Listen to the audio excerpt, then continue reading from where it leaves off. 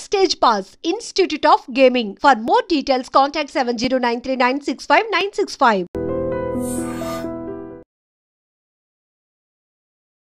నమస్తే, welcome back to iDream media. నేను మీ ఝాన్సీ.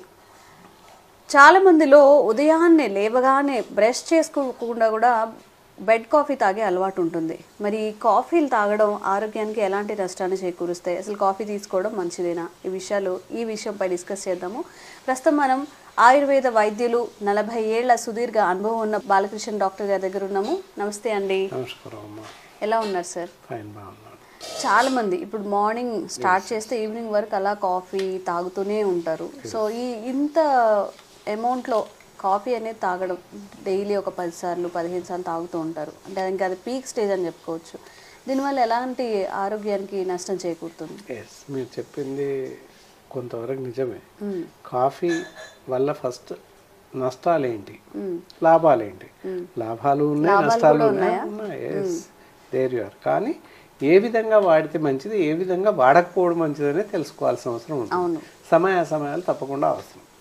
ఇదేంటి మీరు ఇందాక చెప్పినట్టు నిద్ర లేవకముందే పడకపై నుంచే కాఫీ కాఫీ అని అరుస్తుంటారు. బెడ్ కాఫీ నోరు కడక్కనే కాఫీతోనే నోరు కడిగేస్తారు. ఇట్ మీన్స్ కాఫీ తాగేస్తారు అంతే, నీరు కూడా తాగకుండా. సరే, ఎంతవరకు సగం తాగడం మంచిదా కాదా అనేది కావాలి. ఏంటంటే మనం నిద్ర లేవగానే మౌత్ వాష్ చేయకముందే, బ్రష్ వేసుకోకముందే కాఫీ తాగడం, ఇతరత్ర ఏమైనా తాగడం కొంతవరకు ప్రమాదకరం అని చెప్పాల్సిందే. అందులో ఏమాత్రం డౌట్ లేదు.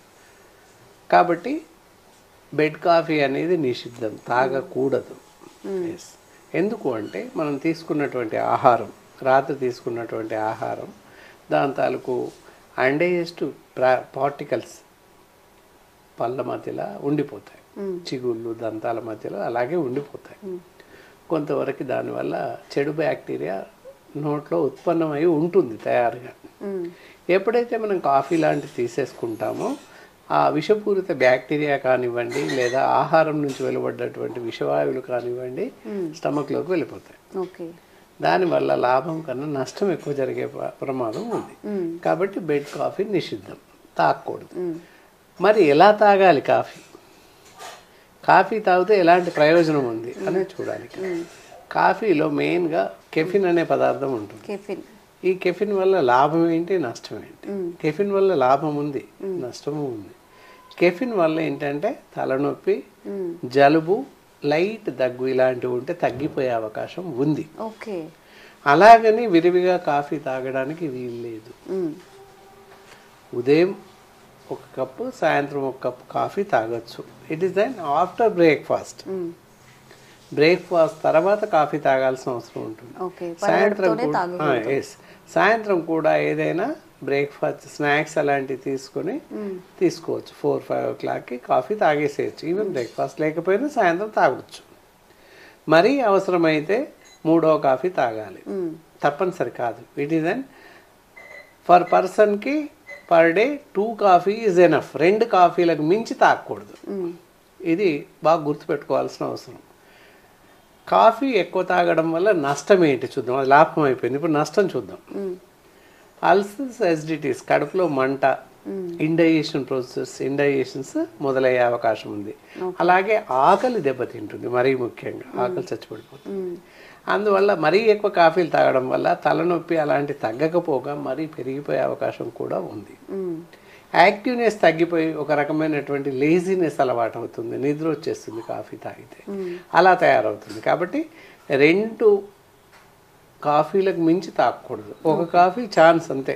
ఎప్పుడైనా ఒక కాఫీ మధ్యాహ్నం తాగొచ్చు, నాట్ నెసరీ అంతే.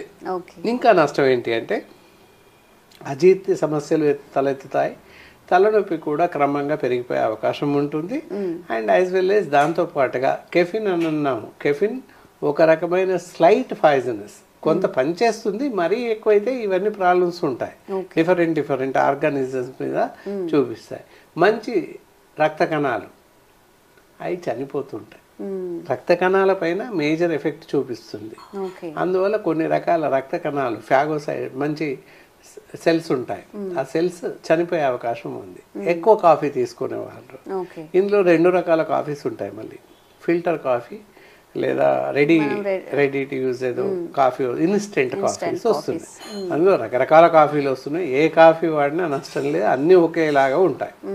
ఫిల్టర్ కాఫీ అయితే జస్ట్ మరిగించేసి వడగట్టి తాగడం, అండ్ వేరే అందర్ కాఫీస్ ఇన్స్టెంట్ అయితే డైరెక్ట్ పాలలో వేసి కలిపేసి తాగడం, అది అందరికీ తెలుసు. అంతే, ఏ కాఫీ తాగినా జరిగే నష్టం లాభం ఒకేలాగా ఉంటుంది, తేడా లేదు అక్కడ.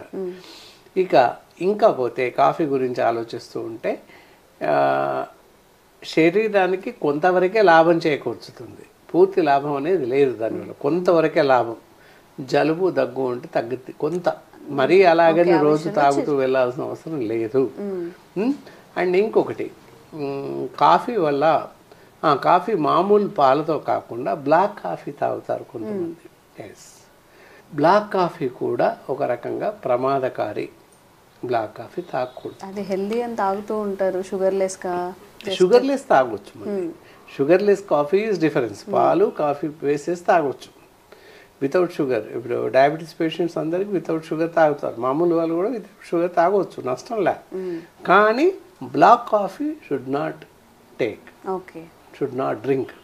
బ్లాక్ కాఫీ అనేది అసలు తాగకూడదు, దానివల్ల అత్యంత ప్రమాదం డైరెక్ట్ ఇంటెస్టైన్ పైన పడుతుంది కనుక తాగకూడదు. ఇలా ఈ పద్ధతులు పాటిస్తూ సమయానుకూలంగా అవసరం తీరుగా కాఫీ తాగినట్లయితే దానివల్ల జరిగేటటువంటి లాభాలు మనకు చేకూరుతాయి, అదర్వైజ్ దానివల్ల నష్టం వస్తుంది. కాబట్టి అవన్నీ దృష్టిలో పెట్టుకుని కాఫీని వాడడం పాటించాల్సిన పరిస్థితి ఉంది. కరెక్ట్. డాక్టర్ గారి ప్రకారం అయితే రోజు ఒక్క కాఫీ తాగాలంటే, మరి కాఫీ ప్రియులకి ఇది బ్యాడ్ న్యూస్ అనే చెప్పాలి. మరి మీరు 15-20 కాఫీస్ తాగే వాళ్ళు కాస్త మీ ఆరోగ్యం మీద కూడా దృష్టి ఉంచుకొని కాస్త ఇంటేక్ తగ్గించుకుంటూ ఉంటే మంచిది. థ్యాంక్ యూ అండి. నమస్కారం.